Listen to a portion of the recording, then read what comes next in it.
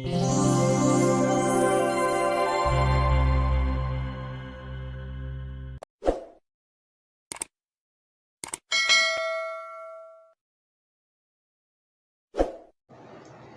siang kepada Ibu Cornelia Joana da Costa, SIKOM MIKOM.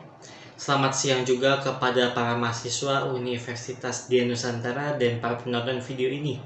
Salam sejahtera buat kita semua. Hari ini saya akan membawakan pidato singkat mengenai COVID-19 di Indonesia.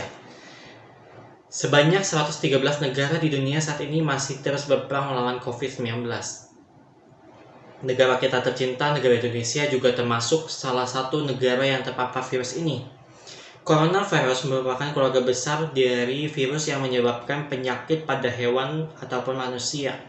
Pada manusia biasanya menyebabkan infeksi saluran pernafasan dan menyebabkan flu hingga penyakit serius lainnya seperti MERS ataupun SARS.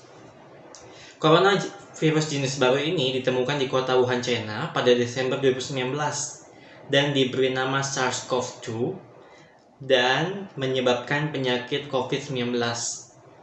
Gejala umum apabila seseorang terpapar dari virus ini adalah yang pertama, demam lebih dari 38 derajat Celcius. Yang kedua adalah kehilangan indera perasa. Ketiga, kehilangan indera penciuman. Yang keempat adalah sesak nafas. Apabila kawan-kawan semua di sini dirasa punya gejala seperti itu, segera lakukan swab test dan karantina mandiri apabila hasilnya positif. Virus yang hampir menyerang seluruh negara di dunia ini sampai sekarang masih belum ditemukan obatnya. Tapi kita bisa mencegah virus COVID-19 ini dengan cara adalah yang pertama yaitu memakai masker, yang kedua mencuci tangan, yang ketiga menjaga jarak, yang keempat menghindari kerumunan, yang kelima adalah membatasi mobilitas atau yang kita kenal dengan istilah 5M. Hal ini harus dilakukan secara terus-menerus, rutin, dan tidak boleh putus. Selain itu, belajar, bekerja, dan beribadah dari rumah juga sangat dianjurkan oleh pemerintah guna untuk memutuskan rantai COVID-19 ini. Meskipun vaksinasi sudah mulai dijalankan, bukan berarti kita akan segera terbebas dari virus COVID-19 ini. Vaksinasi hanya memicu sistem imunitas tubuh untuk melawan virus corona. Dengan begitu, resiko untuk terinfeksi virus ini akan jauh lebih sedikit. Apabila seseorang yang sudah divaksin terkena virus corona, vaksin bisa mencegah terjadinya gejala yang berat dan komplikasi. Dengan begitu, jumlah orang yang sakit ataupun meninggal karena COVID-19 bisa lebih kecil. Lalu jika kawan-kawan semua di sini membutuhkan informasi terupdate, kalian bisa mencari informasinya di sosial media. Tapi ingat, harus dengan sumber yang akurat. Sekali lagi saya ingatkan kepada teman-teman semua untuk selalu ikuti protokol kesehatan yang ditetapkan oleh pemerintah.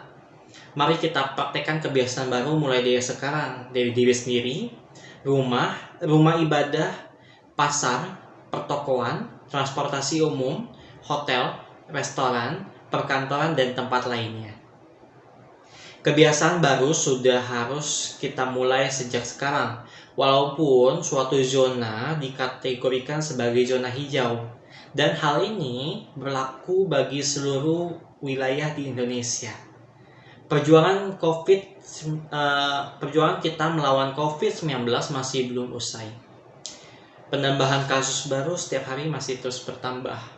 Karena itu, tetaplah mencuci tangan menggunakan sabun dan air mengalir agar tidak tertular dan menulari. Jangan sentuh mata, hidung, ataupun mulut jika dirasa tangan kita tidak bersih. Tetaplah memakai masker jika keluar rumah. Penggunaan masker yang tepat akan menyelamatkan diri kita dan menyelamatkan orang lain. Mulai saat ini, biasakan menjaga jarak setidaknya 1 meter dengan orang lain. Hindari berkerumun, terutama dengan orang banyak. Ini adalah suatu kebiasaan baru yang harus kita jalani. sesuatu yang positif dan tidak hanya COVID yang bisa kita hindari, tetapi penyakit menular lainnya.